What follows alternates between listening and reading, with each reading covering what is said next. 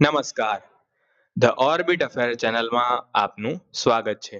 આજે 8 જાન્યુઆરીના current affair, important days અને ઇંગ્લિશ શોર્ટ ડિસ્કસ કરીશું. રાજસ્થાનના જયપુરમાં આગામી આર્મી ડેની ઉજવણી થઈ અને દર વર્ષે 15 જાન્યુઆરીએ આર્મી ડે ઉજવવામાં આવે છે. પહેલો પ્રશ્ન બને છે, હાલમાં આર્મી ડેની ઉજવણી ક્યાં કરવામાં આવી? જવાબ છે રાજસ્થાન. પ્રશ્ન નંબર 2, આર્મી ડે ની ઉજવણી કઈ તારીખે ઉજવવામાં આવશે?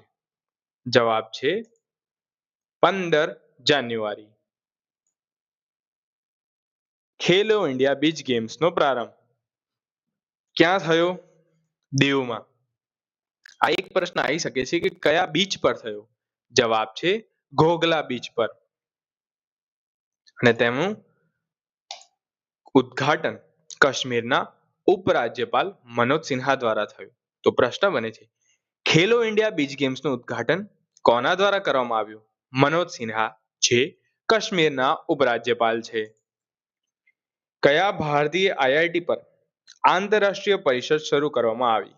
વિષય હતો ધાતુશાસ્ત્ર. જવાબ છે આઈઆઈટી ગાંધીનગર. ગુજરાત યુનિવર્સિટીના વાર્ષિક કોન્ક્લેવ સમારંભમાં મુખ્ય મહેમાન કોણ હતા? મુખ્ય મહેમાન હતા ઈસરોના અધ્યક્ષ ડોક્ટર વી નારાયણ. હાલમાં ઈસરોના અધ્યક્ષ ડોક્ટર વી નારાયણ ગુજરાત યુનિવર્સિટીના 74માં કોન્વેક્શનમાં ઈસરોના ચેરમેન ડોક્ટર વી નારાયણે હાજરી આપી હતી. વર્ષ 2026ની આ કોન્ક્લેવ્સમાં 40,245 વિદ્યાર્થીઓને ડિગ્રી આપવામાં આવી હતી. અગત્યનો મુદ્દો, 199 વિદ્યાર્થીઓને 341 ગોલ્ડ મેડલ મળ્યા છે, જેમાં 63% ગોલ્ડ મેડલ છોકરીઓએ પ્રાપ્ત કર્યા છે. અગત્યનો પ્રશ્ન આ પણ બની શકે છે, ડોક્ટર વી નારાયણ જે ઈસરોના કયા નંબરના ચેરમેન બન્યા છે? જવાબ છે 11મા નંબરના. ફ્રાન્સના ફર્સ્ટ લેડીનું નામ શું છે? ફર્સ્ટ લેડી એટલે કે રાષ્ટ્રપતિની પત્ની. હાલમાં ફ્રાન્સની ફર્સ્ટ લેડી પર સાયબર બુલિંગ થઈ છે, તો આપણે સાયબર બુલિંગ યાદ રાખવાની જરૂર નથી. પ્રશ્ન એ છે કે ફ્રાન્સના ફર્સ્ટ લેડીનું નામ શું છે? નામ છે બ્રિજિટ મેક્રોન. મલેશિયા ઓપનમાં લક્ષ્ય સેને સુપર ઓપન 750 બેડમિન્ટન ટુર્નામેન્ટના પ્રથમ રાઉન્ડમાં સિંગાપોરના જિયા હેંગ જેસન તે સામે શાનદાર જીત મેળવી છે. કોણ છે આ જિયા હેંગ સેંગ, જેમણે 70 મિનિટની લડત બાદ હરાવ્યા છે? મલેશિયાના જ ખેલાડી છે. તેથી પ્રશ્ન બને છે, મલેશિયા ઓપનમાં લક્ષ્ય સેને કોને હાર આપી છે? જિયા હેંગ.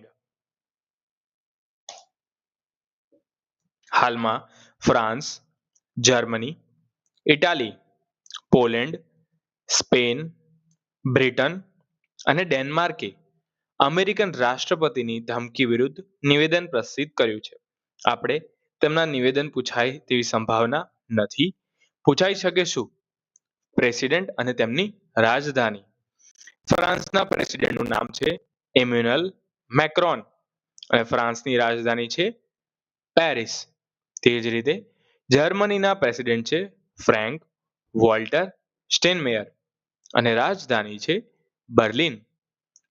તે જ રીતે પોલેન્ડના પ્રેસિડેન્ટ છે આન્દ્રેજ ડુડા અને રાજધાની છે વર્સાવ. સ્પેન. સ્પેનમાં મુખ્ય હેડ ઓફ સ્ટેટ હોય છે, જે છે રાજા ફેલિપી V1. સ્પેનમાં Raja head of state છે, V1 એટલે 6 છે, પ્રેસિડેન્ટ નથી. રાજધાની છે મેડ્રિડ. ડેનમાર્ક મુખ્ય head of state king Frederik છે અને રાજધાની છે કોપનહેગન. છત્તીસગઢના કાંગલવેરી નેશનલ પાર્કમાં કુદરતી ગુફા ગ્રીન કેવ ખુલ્લી મૂકવામાં આવી. આમાંથી આપણા માટે એક ઇમ્પોર્ટન્ટ પ્રશ્ન બને છે કે છત્તીસગઢમાં કયું નેશનલ પાર્ક આવેલું છે? જવાબ છે કાંગરવેલી નેશનલ પાર્ક.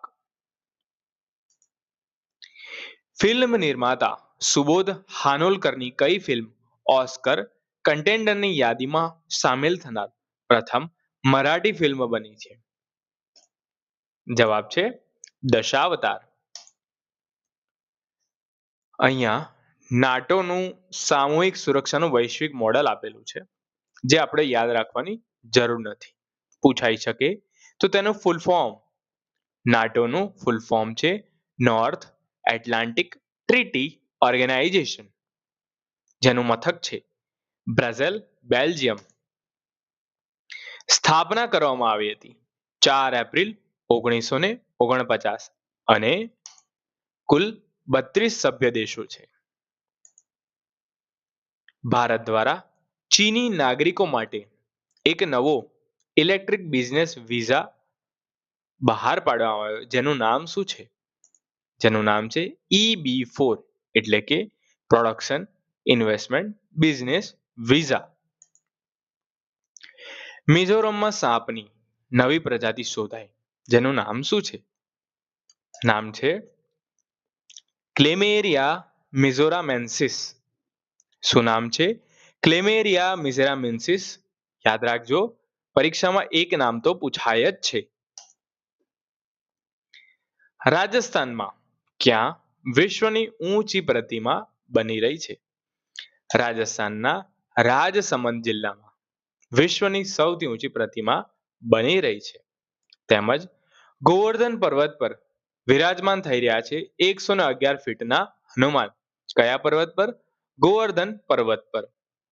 તેમજ આ જે રાજસમંદ જિલ્લામાં ટેકરી છે, આ પ્રતિમા નાથ દ્વાર નજીક 400 ફીટ ઊંચા ગોવર્ધન પર્વત પર બની રહી છે. 111 ફૂટ ઊંચી બાલાજી હનુમાન પ્રતિમામાં બાંધકામ શરૂ થઈ ગયું છે. 20 વર્ષીય ભારતીય બેડમિન્ટન ખેલાડી આયુષ શેટ્ટીએ પેરિસ ઓલિમ્પિક મેડલિસ્ટ કોને હરાવીને સૌને ચોંકાવ્યા છે? જવાબ છે લી ઝિઝિયાન. લી ઝિઝિયાન. ભારતીય મહિલા હોકી ટીમના મુખ્ય કોચ તરીકે કોની નિમણૂક કરવામાં આવી છે? સોર્ડ મેરિજ. તુર્કમેનિસ્તાનને ક્રિપ્ટો માઇનિંગને કાયદેસર બનાવ્યું છે. સુરત દેશનું પ્રથમ સ્લમ ફ્રી સિટી બન્યું છે. ભારત કેટલા નંબરનો ચોખા ઉત્પાદક દેશ બન્યો છે? પ્રથમ નંબરે. બીજા નંબરે કોણ છે? બીજા નંબરે ચીન છે. 2024-25માં ચોખાનું કુલ ઉત્પાદન કેટલું થયું છે? 150.18 મિલિયન ટન. હવે આપણે ઇંગ્લિશ શોર્ટ્સ જોઈ લઈએ. કરંટ અફેર પતી ગયા છે. To draw blank, it means fail થવું, to fail. To beat the air, to strive in vain, એટલે નિષ્ફળતા. Apple of discord, cause of dispute, વિવાદનું કારણ. To bury the hatchet, to forget the enmity, દુશ્મનાવટ ભૂલી જવી.